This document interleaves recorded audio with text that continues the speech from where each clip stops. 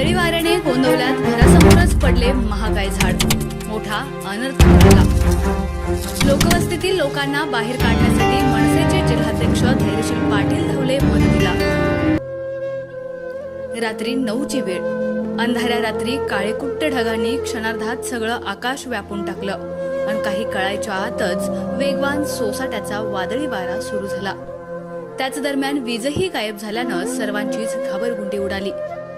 या वादळी वाऱ्यानं गोंदवल्यातील लोकवस्तीत घातलेल्या धुमाकुळानं हाहाकार माजवला. या वाऱ्यात विशाल कट्टे यांच्या घरासमोरील झाड मोडून उभ्या असलेल्या कारवर कोसळलं. घरासमोरच हे महाकाय झाड पडल्यानं घरातून बाहेर निघायचा मार्गही बंद झाला. या वस्तीकडे जाण्या येण्याचा मार्गच बंद झाल्यानं लोक अडकून पडल्याची माहिती महाराष्ट्र नवनिर्माण सेनेचे जिल्हाध्यक्ष धैर्यशील पाटील यांना समजली आणि त्यांनी तात्काळ घटनास्थळी धाव घेत आपत्कालीन यंत्रणेशी संपर्क साधला. पण वेळेत धावून येईल ती यंत्रणा कसली? संबंधित यंत्रणेनं तब्बल 2 तास सर्वांना तात्काळ थांबवलं आणि अखेर कायद्यावर बोट ठेवत हे काम आमचं नाही म्हणून जबाबदारी झटकून टाकली. त्यानंतर मात्र धैर्यशील पाटील यांनी तातडीनं स्वखर्चातून जेसीबी बोलवला आणि ते घरासमोरील व कारवर पडलेलं झाड बाजूला काढत रहिवाशांचा मार्ग मोकळा केला. या झाडामुळे कारची काच फुटून गेलीच, शिवाय इतरही मोठं नुकसान झालंय. यावेळी महाराष्ट्र नवनिर्माण विद्यार्थी सेनेचे जिल्हाध्यक्ष सागर कट्टे, अंगराज पाटील, श्रीकृष्ण कट्टे, प्रथमेश नवले, तुळशीराम कात्रे, श्रीकांत कट्टे, संदीप डोंबे यांच्यासह ग्रामस्थ व कार्यकर्ते उपस्थित होते. या घटनेनंतर आपत्कालीन यंत्रणेच्या सतर्कतेबाबतचा प्रश्न मात्र अद्यापही उभाच आहे. आपत्कालीन परिस्थितीतही जबाबदारी टाकणाऱ्या सार्वजनिक बांधकाम विभागाच्या या भ्रष्ट अधिकाऱ्यांना लवकरच धडा शिकवणार असल्याचं यावेळी धैर्यशील पाटील यांनी सांगितलं. ते नेमकं काय म्हणालेत पाहूयात.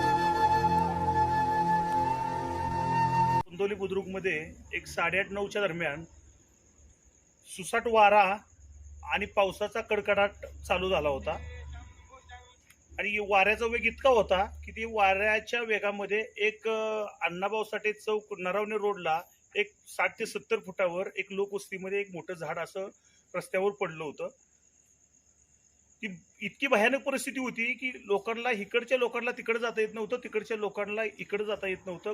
घबराटीचं वातावरण झालेलं होतं. अशा परिस्थितीमध्ये माननीय तहसीलदार साहेबांना मी स्वतः फोन केला घटनास्थळी भेट देऊन. तहसीलदार साहेबांनी संबंधित PWDचे अधिकारी पवार साहेब म्हणून त्यांना सांगितलं. त्यांनी त्यांच्या खालच्या ज्युनियर अधिकाऱ्याला सांगितलं. तो अधिकाऱ्यानं विजापुरे म्हणून कोणतरी आहे, ते विजापुरेंनी आम्हाला कंप्लीट 2 तास ताटकळत बसवलं. आता गाडी पाठवतो, मग गाडी पाठवतो, आता मशीन पाठवतो आणि शेवट त्यांचा एक संबंधित कोण त्यांचा कर्मचारी होता, त्याला सांगितलं की ही गोष्ट आपल्या नियमात बसत नाही, आपण काढू शकत नाही. मग आम्ही आमच्या गोंदवली सर्व ग्रामस्थ आम्ही सर्वांनी इथं येऊन एक खाजगी जेसीबी बोलवून आत्ताच आम्ही ते झाड बाजूला केलेलं आहे. आणि आम्हाला ह्याच्यामध्ये फक्त एकच गोष्ट सांगायची आहे की जिथं आपत्कालीन परिस्थिती होते तिथं कायदा किंवा व्यवस्था ही बघितली जात नाही. पण संबंधित तो महाशय कोण जो आहे तो दहिवडी नरवणे रोड आज रस्त्याला चिटकून 3-3, 4-4 फुटाची चर काढलेली 1-7-8 किलोमीटर, ती कायद्यात कुठल्या बसती? हा आमचा मोठा त्यांना प्रश्न आहे. म्हणून ती जर 1-2 दिवसामध्ये जर ती चर मुजवली नाही, संबंधित जन खानले त्याच्यावर गुन्हा दाखल नाही केला तर गोंदवल्यामध्ये आम्ही भव्य रस्ता रोको सातारा सोलापूर हायवेवर करणार आहोत. एकनाथ वाघमोडे, दहिवडी.